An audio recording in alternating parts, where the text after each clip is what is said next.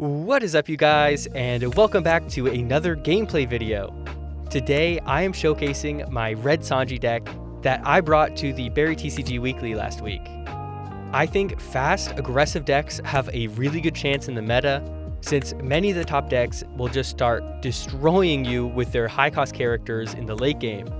So my solution to that is to play quick red decks that don't let your opponent get to the late game in the first place. Going first is important so you can put as much pressure on your opponent as possible.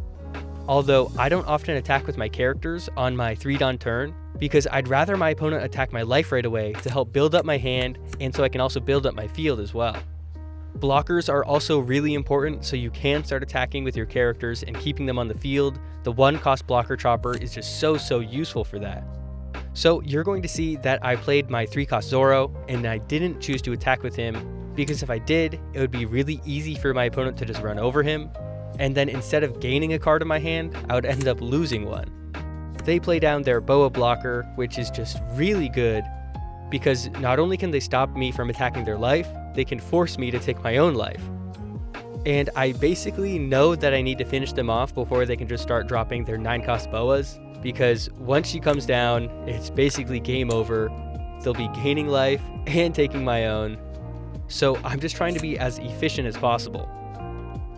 I decide to attack for 7 with my Zoro right away, prompting them to block and making me take a life card. I was already planning on playing a blocker chopper, but now that I have another one that I just got, I decide to only attack for 5 with my Sanji, so that I'm able to play both of them down. I also play my 2K Sanji. This is one of my favorite cards in the deck. I use it all the time because just for 2 Dawn, you can give him Rush, and he's a 7k swing. So already, my opponent is only on their 6 Dawn turn, and they have 1 life card remaining.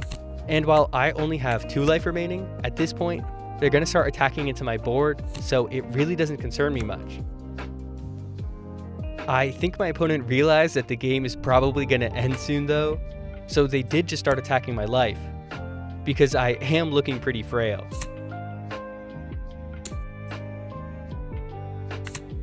Having all these cards in my hand doesn't really matter at this point, so I am perfectly happy just discarding 2 1Ks. I am mostly just hoping that they don't have another Perfume Femur.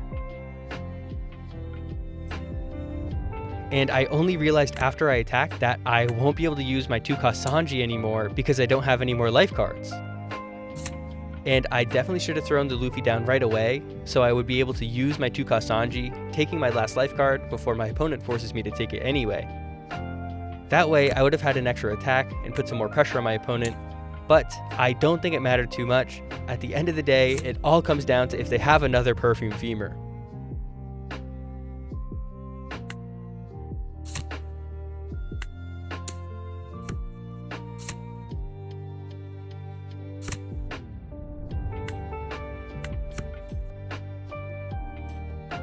Once they play the 6-cost Boa Hancock, I feel very relieved since I know that Perfume Femur won't matter anymore. And even if they did still have it, I have just enough counter to get out of it. So when they attack, I just block and then they scoop because they know that I can just run them over the next turn. What a crazy game. I beat them before I even reached my 10 Dawn turn. Technically before I even reached my 9 Dawn turn. This is the power of Sanji, I'm telling you. I just love this deck. We never really got to see our high cost characters because we didn't have a high Dawn turn. Wapol is by far the best character in your deck for just 7 total Dawn. This guy is a 9k swing that lowers an opponent by 2000 power. He is so useful for getting over your opponent's characters. And he even keeps his own boost during the next turn, so he's really hard for your opponent to run over too.